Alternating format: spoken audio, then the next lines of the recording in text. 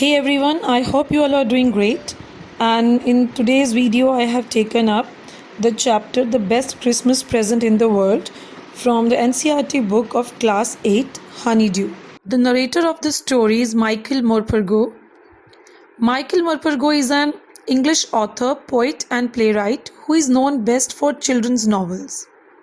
Now, the main characters in the story: number 1, Jim McPherson. Second is Connie McPherson, and third one is Hans Wolf. Jim McPherson. He was the leader of his English troop. Before getting into war, he was a school teacher in Dorset, and Dorset presently is in the west part of England. He was brave and courageous person as he was leading his troop. He is kind and open-hearted person as he shared his time and happiness with enemy army also. He was loving and caring person due to his love and affection towards his wife shown in the letter. Second one is Connie McPherson. She is the wife of Jim McPherson. She spent her whole life in a belief that she will meet her husband again. A fire broke in her house and burnt her partially. She was a woman with extreme love for her husband. Hans Wolf. Hans Wolf was a captain of German troop. He worked in an orchestra in Dusseldorf before the war, and he loved to play football. Now summary. The author found a roll-top desk in a junk shop. A roll-top desk is a writing desk with a flexible cover sliding in curved grooves. It was a 19th century roll-top desk in the junk shop. It was made of oak. It was in a bad condition but cheap. One of the legs was clumsily mended and there were scorch marks down one side. The author bought it in order to restore it. He began to work on it on Christmas Eve. The author pulled out the drawers. He found that these had been badly damaged by fire and water. The last drawer had stuck fast.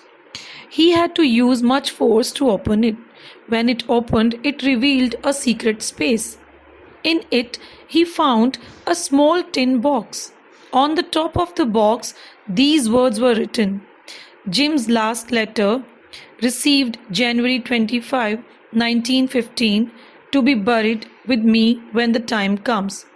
Inside there was an envelope with the address Mrs. Jim McPherson, 12 Cooper Beaches, Bridport. The date was December 26, 1914. The author read the letter. The owner of the desk must have put it in. The letter had been written by a captain of the English army. His name was Jim McPherson. He had written it to his wife Connie.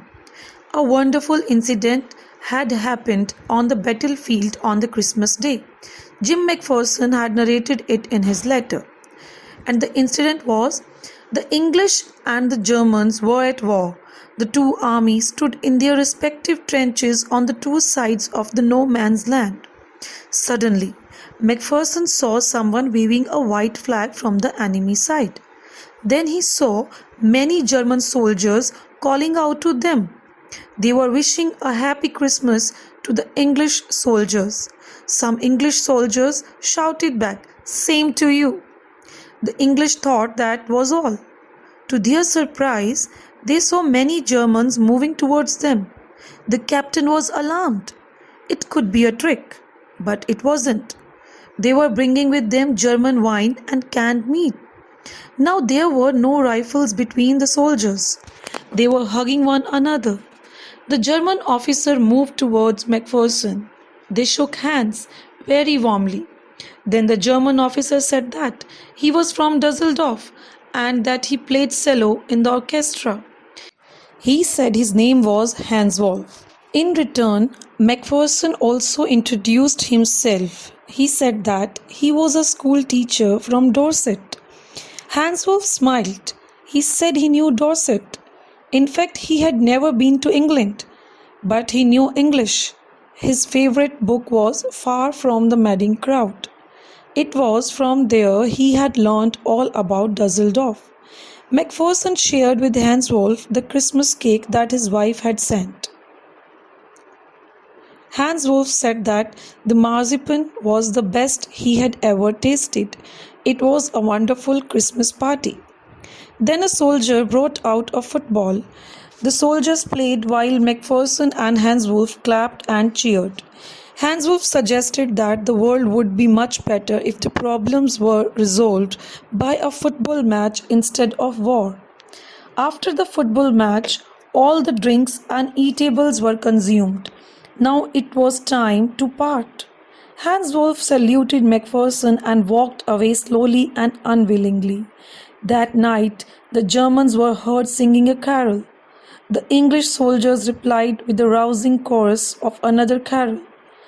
They exchanged carols for a while and then it was all silence. Macpherson wrote in his letter that he would treasure those moments all his life. Macpherson ended the letter hoping that the war would end soon. Both armies longed for peace and he was sure that they would be together again.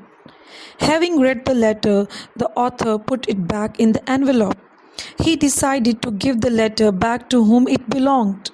The address was of Bridport, Dorset. So he drove to that place. The house number 12 turned out to be a burnt out shell.